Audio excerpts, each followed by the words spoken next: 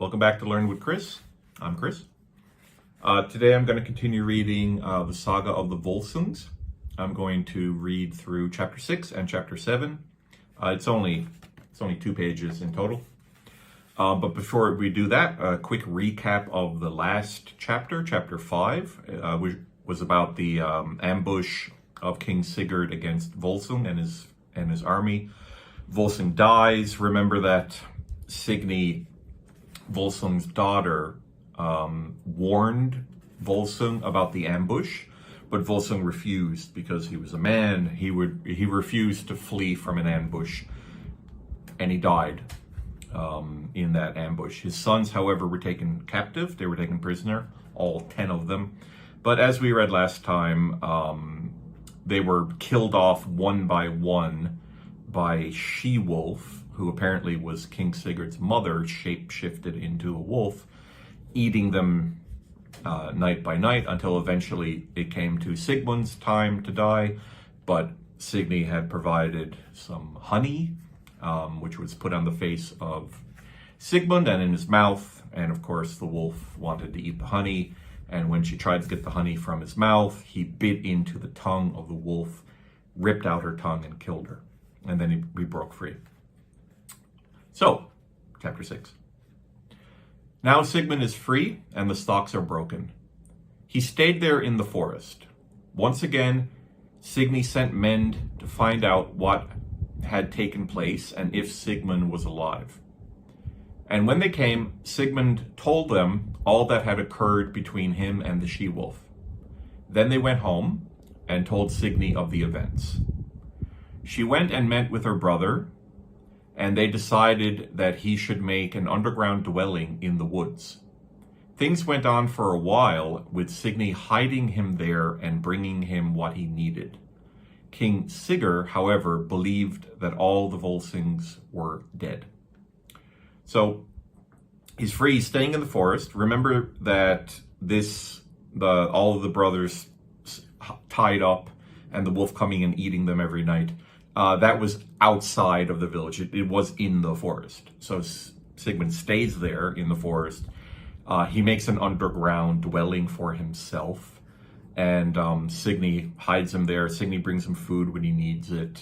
For some reason that doesn't make too much sense, King Sigurd believed that all the Volsungs were dead. This is very strange because if the wolf was his mother, he should realize that his mother never came back. So he should suspect that, Sigmund, the last son of Volsung, would have killed his mother, but he doesn't apparently realize that. So, quite strange, but he should know, but he doesn't. Next paragraph. King Sigurd had 2 wives by his wife. It is said that Signy sent the elder, when he was 10 years old, to meet with Sigmund, so that the boy could help if Sigmund wanted to try to avenge his father. The boy now went to the woods and late in the evening arrived at Sigmund's underground dwelling. He was received well enough and told that he should make bread for them, and I will look for firewood. Sigmund handed him a sack of flour and went himself to look for wood. But when he returned, the boy had done nothing about making the bread. Now Sigmund asked if the bread was ready, and the boy answered, I did not dare touch the flour sack because there was something alive in the meal. Sigmund now realized that this boy was not so stout-hearted that he would want the lad with him. All right, so let's explain this.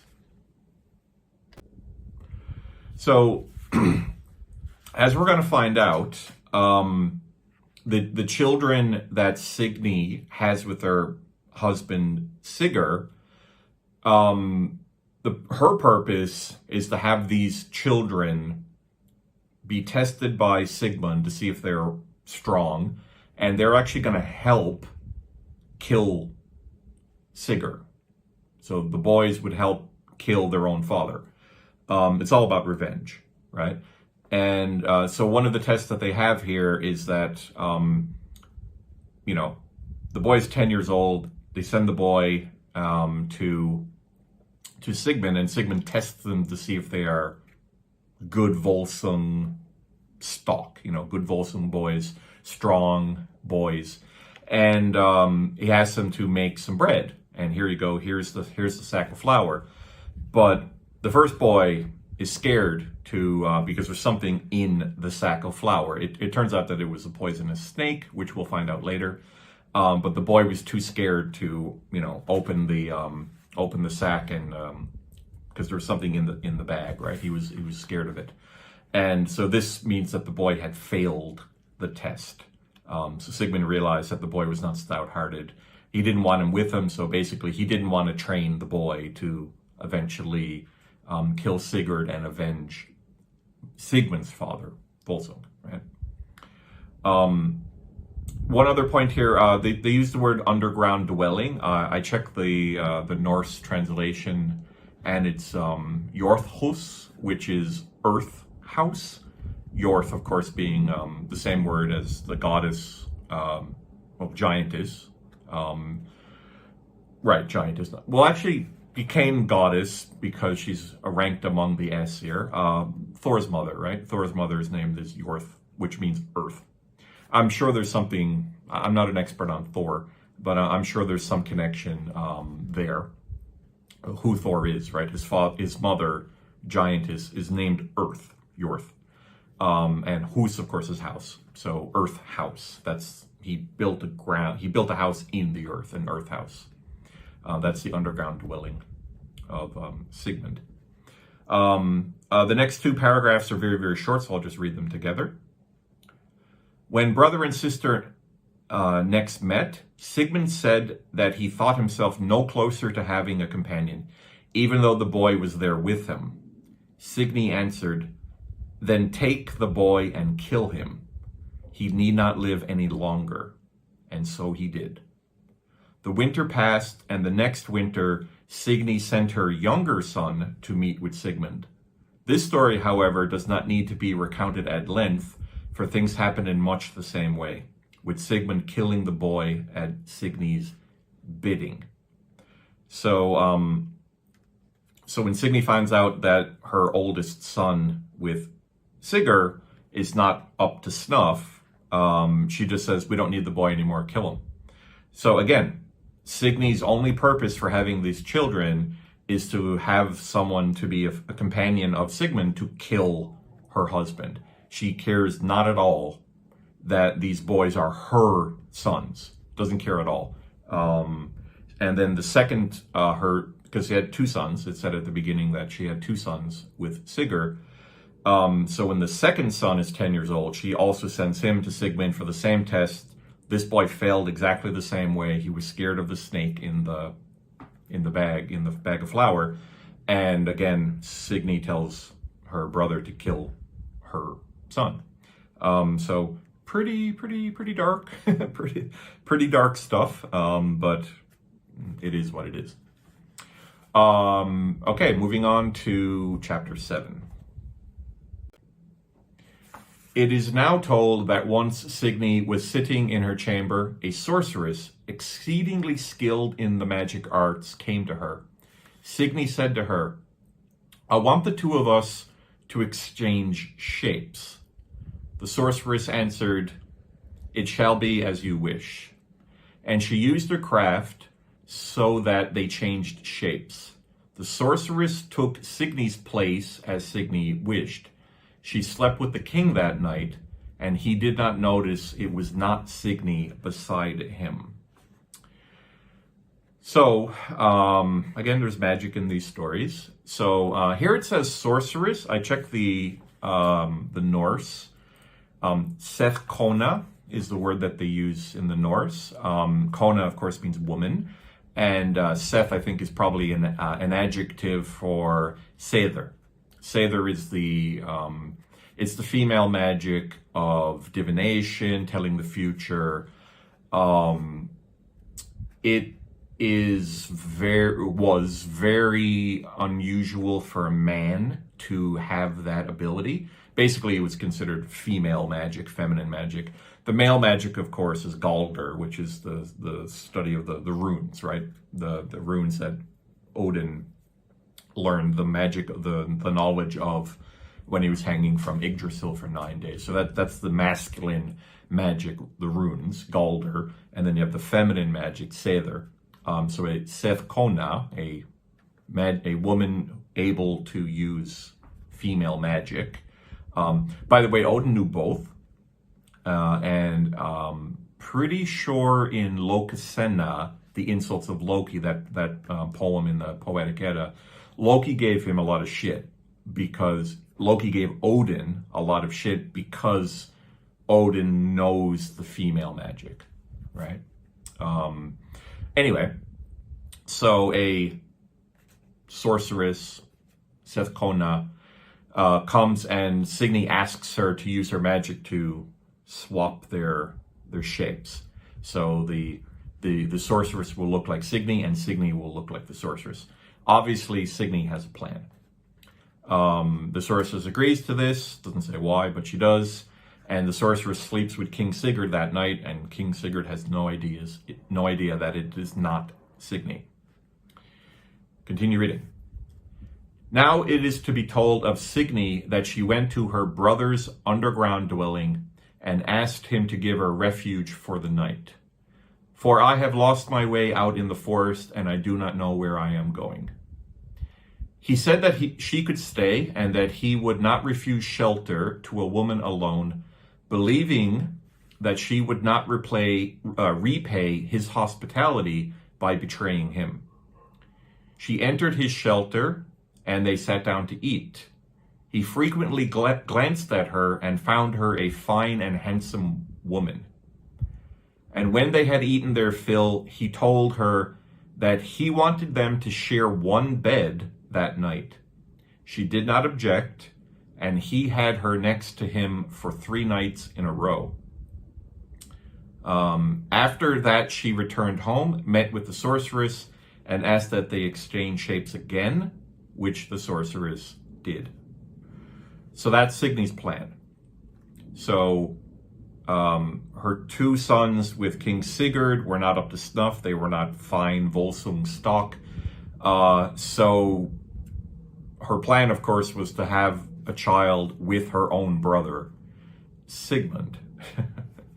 So incest. Now, let's talk about this a little bit. So obviously this is weird because the child born from literally twin brothers and sisters would be a mutant, a freak, all types of genetic abnormalities, and the DNA is so close between especially twin brothers and sisters. But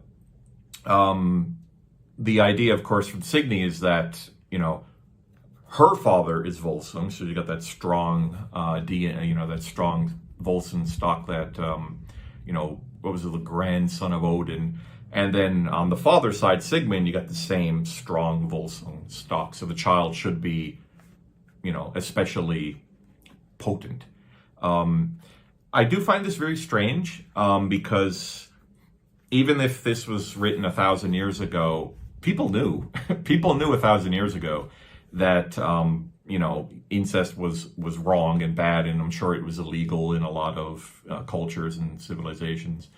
It's not something, we understand now why it's a bad idea because of the genetic markers and everything, but 1,000 years ago they didn't know that, but they would have been able to observe if brother and sister have a baby, the baby ends up being a freak.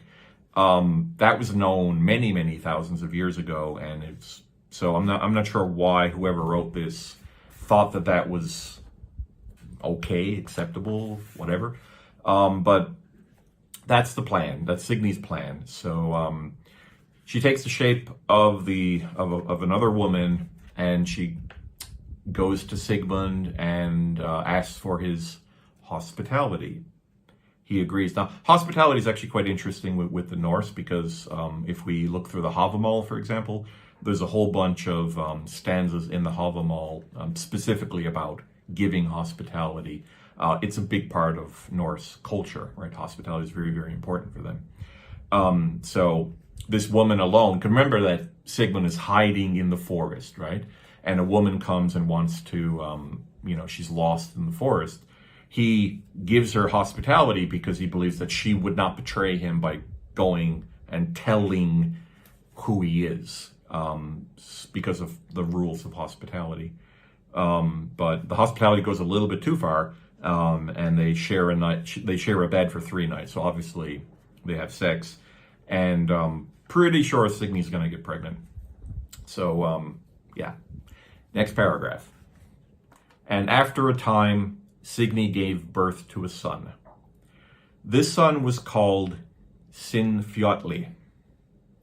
And when he grew up, he was both large and strong, handsome of appearance, and very like the Volsungs stock. He was not quite 10 years old when Signy sent him to Sigmund in his underground shelter. Before sending her first sons to Sigmund, she had tested them by stitching the cuffs of their kirtles to their hands, passing the needle through both flesh and skin. They withstood the ordeal poorly and cried out in pain. She also did this to Sinfjotli. He did not flinch.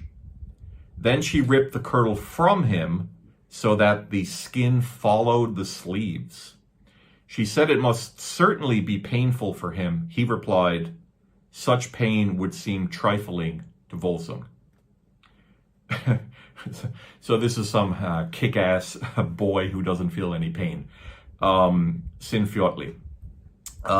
So the child of Sigmund and Signy. Now Sigmund doesn't know this, by the way.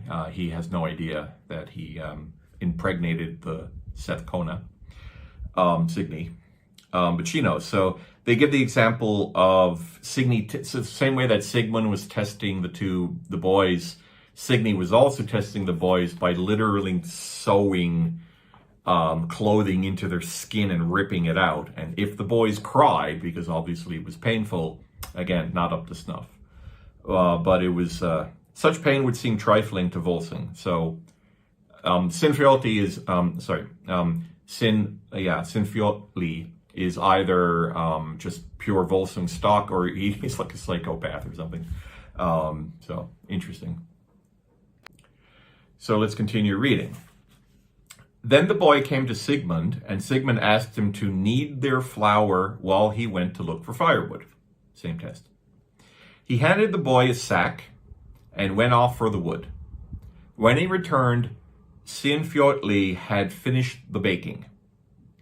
Then Sigmund asked if he had discovered anything in the flour. I am not without suspicion, he said, that there was something alive in the flour when I first began kneading, but I have kneaded it in, whatever it was. Then Sigmund said, and laughed as he spoke, I do not think you should make your meal from this bread tonight, for you have kneaded into it the most poisonous of snakes. Sigmund was so hardy that he could eat poison with no ill effect. Sinfjotli, however, although he could tolerate poison externally, could neither eat nor drink it. So the same test Sigmund gives to Sinfjotli, which is his nephew and his son at the same time, about the baking of the bread while he went out to get the firewood. But of course, Sinfjotli passed the test. He was not scared. And the word kneaded, of course, kneaded is he kneaded the flour. He kneaded the snake into the flour. He didn't even care what it was. So basically just a badass. And there's going to be multiple examples of Sinfjotli being a badass as we continue with more of him. However, interesting. There's actually some foreshadowing, which is awesome to see foreshadowing in a story 1,000 years old. So the last paragraph of this is Sinfjotli, however, although he could tolerate poison externally, could neither eat nor drink it. This is foreshadowing. Later on, as we go to a further paragraph, Sinfjotli will have an encounter with poison. So nice. nice to add some foreshadowing to this. So Sigmund obviously is going to be very happy with Sinfjotli. He is fine Volsungs stock. He's strong. He's not scared. He doesn't fear pain. He's not scared of the snake. He passed all of the tests. So Sigmund will then effectively he'll be training Sinfjotli, and the purpose, of course, would be to avenge the death of Volsung. All right, that's all I have for today. So thank you for listening. The next paragraph, the next chapter, chapter 8, is quite long, 6 pages or something. Yeah, so that'll be a longer video. So thank you for listening to the Saga of the Volsungs. No recap, because I think it's not necessary. I'll recap at the beginning of the next video. Thanks for listening. Have a good day. Bye-bye.